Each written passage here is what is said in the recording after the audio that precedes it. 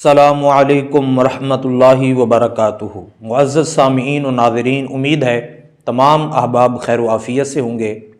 آج ایک دوست کا کراچی سے سوال ہے، کن کن راتوں میں اپنی بیوی سے ہم بستری کرنا منع ہے؟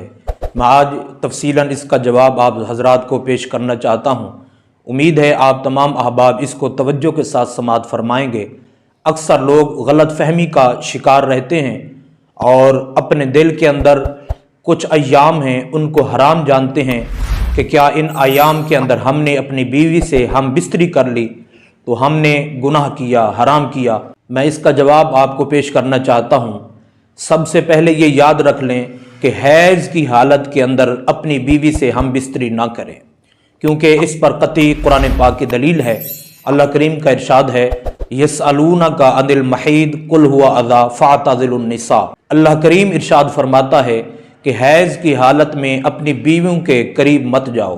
جب ہر ماہ عورت کو ایام آتے ہیں، 3 دن ہوں، 5 دن ہوں، 7 دن ہوں، تو ان کو حیض کہا جاتا ہے۔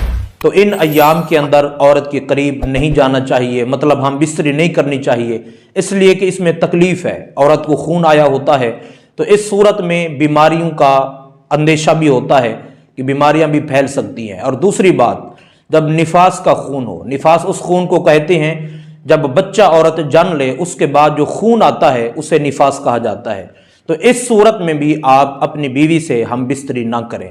اور باقی علماء یہ بھی کہتے رہتے ہیں ہر مہینے کی 3 راتیں اپنی عورت سے ہم بستری نہ کریں۔